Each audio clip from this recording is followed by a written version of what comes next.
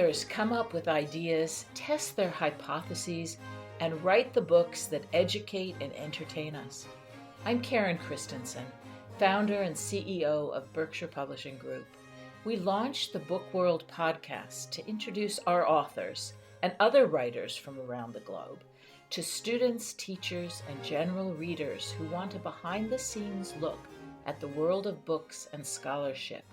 Welcome to our world.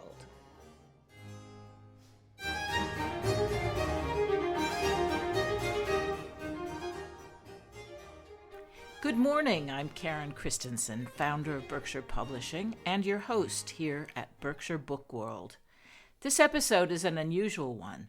It's a telephone conversation I had with Ray Oldenburg during the early weeks of the 2020 COVID lockdown. I had already agreed with Ray that I would co-author a new edition of his famous 1989 book, The Great Good Place, and I was calling him on his 88th birthday to check in and talk, as we always do, about third places. Hello? Hi, this is Karen Christensen. Is Ray there? Yes. Oh, Just a good. minute, I'll Hi. lock the phone. Thanks very much. Hi, Karen. Hey, hi. Well, first of all, happy birthday. Thank you. 88 is a lucky number. It is. Okay, that's good. How are you doing up there?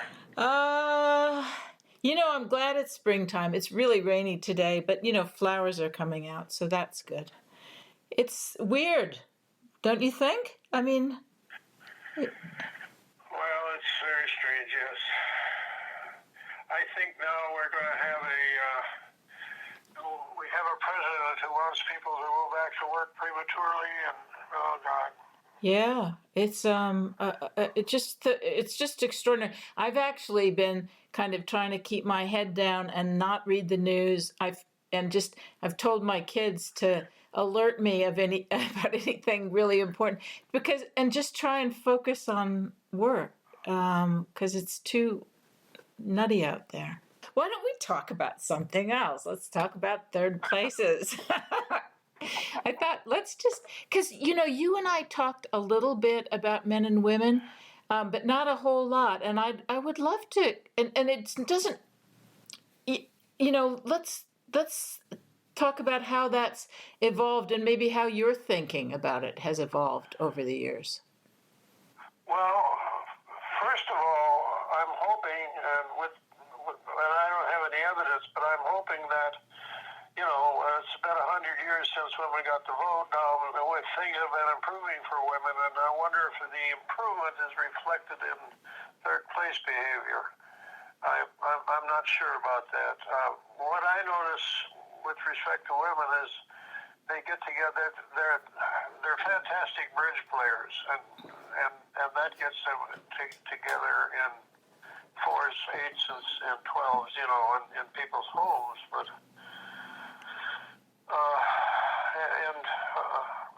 Of course, and then there's these stand-up parties, which are not, which really don't count to me. You're supposed to keep standing and move about. Everybody meets everybody, but there's, third place to me means sitting down. I don't know of any stand-up third places. Yeah. Now, I think you put on the original subtitle, didn't it have hairdressers in it? Or, let's see, hair salons, right? Did you ever spend any time in a hair salon?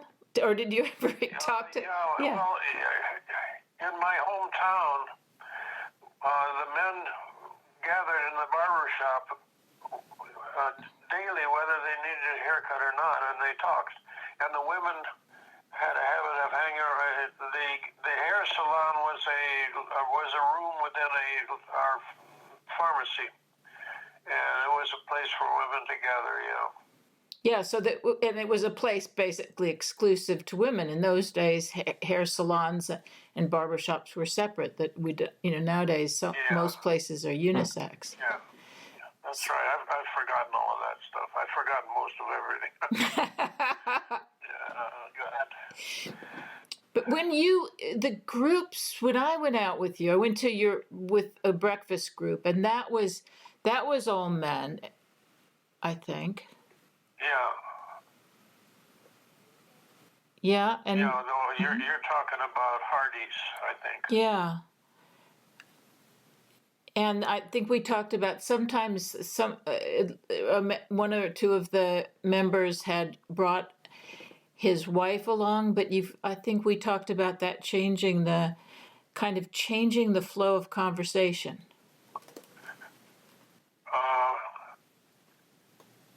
Yeah, I'm sure it did. I don't recall. I remember there was 8 in the group. 7 of them were big Trump fans, and one was a very vocal liberal. So Wow. So that's all I really remember about that group. Now, of course, bars are a great third place, but women have not always felt comfortable in a bar, or even been allowed sometimes. I mean, in England, in pubs, there was a separate place that the ladies were expected to go. Yeah, and then bar seating is to me, where people get coffee in the morning is far more conducive to what we're talking about than bars. Mm-hmm. Because of the seating, or because of the our friend Dugan. Yeah. He and Peg, they're suffering now because they would go to bar 7 days a week. Uh-huh. So that's a big deal. Yeah. I'm actually getting on something this afternoon. It's at 3:00. It's an email group of digital publishing people, and I think it's at 3 so that people in Europe can join. But it's supposed to be like a beer. It's sort of getting together for drinks. Of course, people in California, it's being timed so that someone in California and I think someone in London or somewhere in Europe could get on at the same time. And I'm thinking, 3:00, could I have a martini then? I think, COVID-19, I think a martini at 3:00 will be just fine.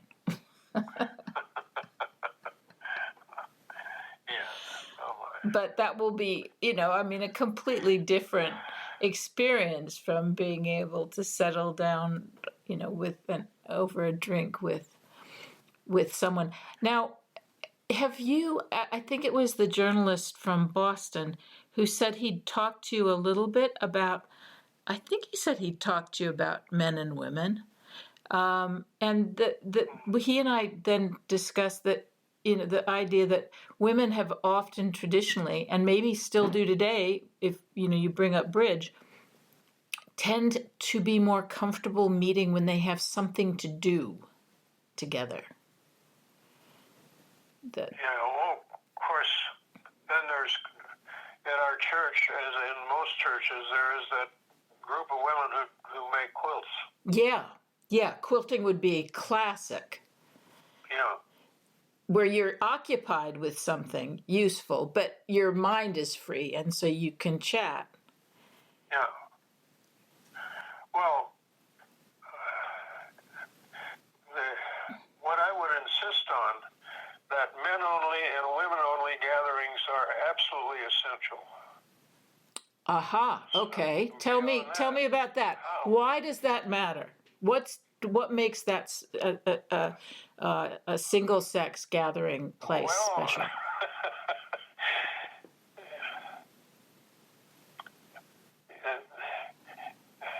Okay. How do you express it?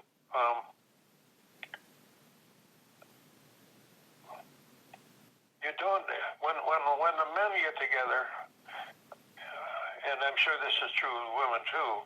I'm sure women will discuss things that they would never discuss in the presence of men. Mm-hmm.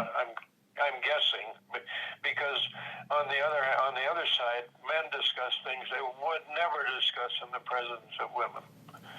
So there's this male camaraderie thing that is important, and it's for women. I'm sure the same thing is true.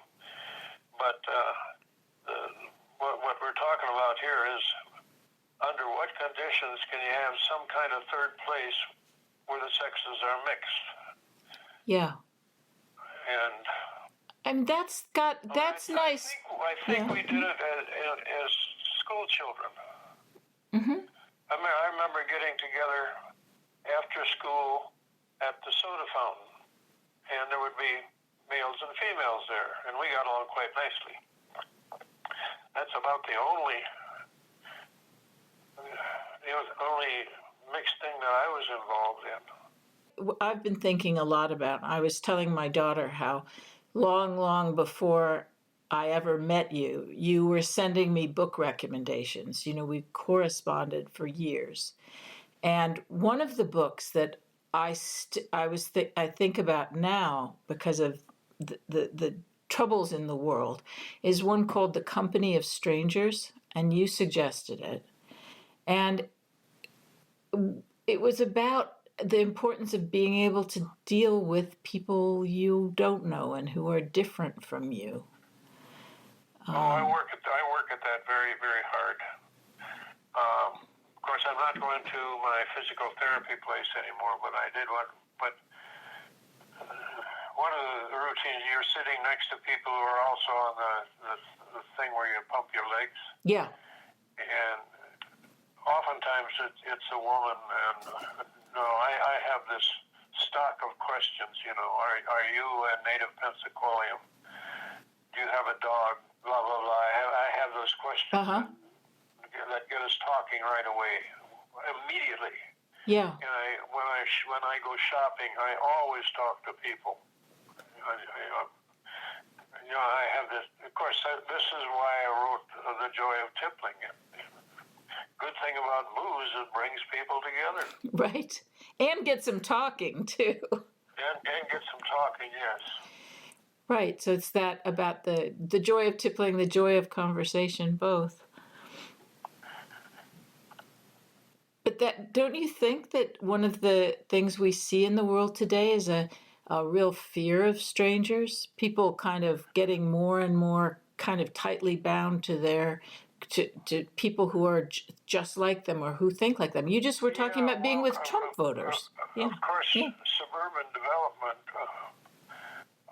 single-use zoning has had, to me, a tremendous impact on that. We have neighbors, and only on either side, they're good people, but we have nothing to do with them unless there's some kind of a little emergency that brings us together. We respect their privacy. They respect our privacy. And, of course, as you well know, homes have doubled in size over the past so many years, and more and more of life is contained to the home, and electronics that help us along and so on.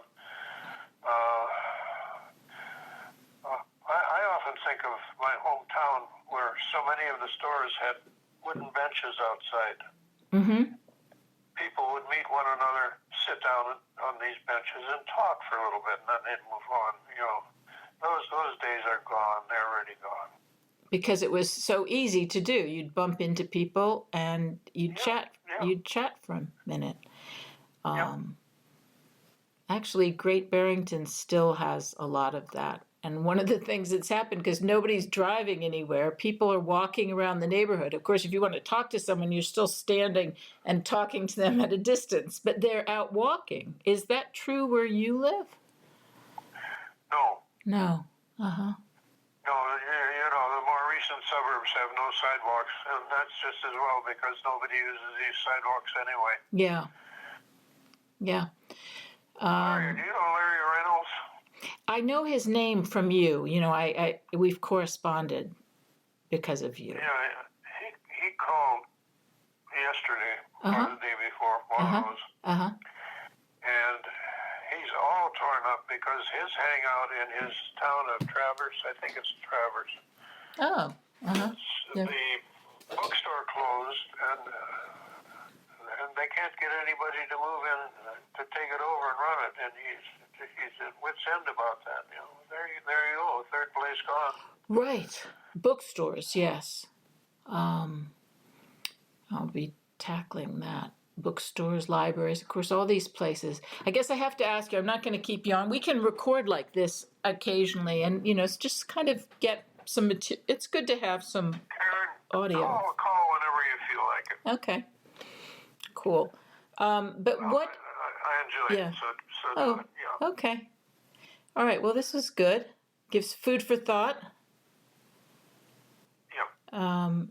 And actually, I'll call again. And what we should talk about is just how third places will pick up when we can get back together. That's what I keep thinking about, is how, the economics of it, but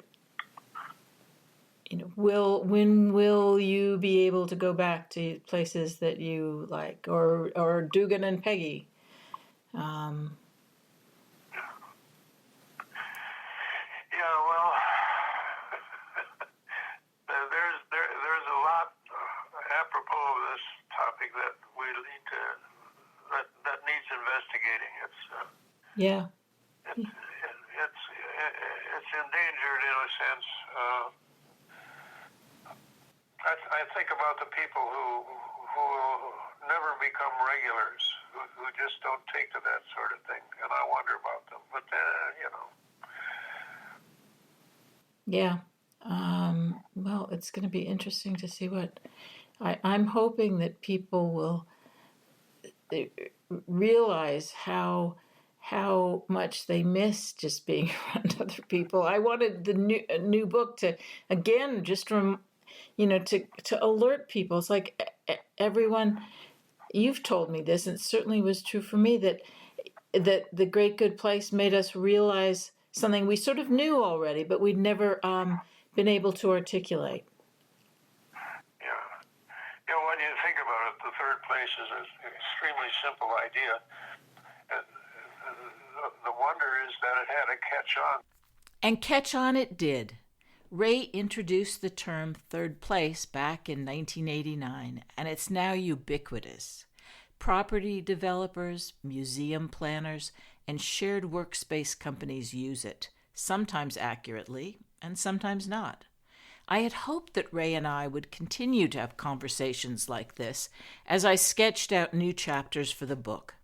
But in fact, this was our only phone conversation. However, we did manage a Zoom cocktail hour with the help of his friend Robert Dugan, and then another cocktail Zoom with friends in Brooklyn who'd been inspired by Ray and had long wanted to meet him. They are among the many people around the world whose enthusiasm and experience will help to shape the 21st century post-pandemic edition of The Great Good Place. The Bookworld podcast series is hosted by the nonprofit Barrington Institute, which works with us at Berkshire Publishing Group to create educational programs and outreach materials with a focus on global understanding. Subscribe to Berkshire Bookworld on your favorite podcast platform and send us your comments and requests via Twitter or Facebook, or leave a comment at berkshirepublishing.com. Thanks for listening.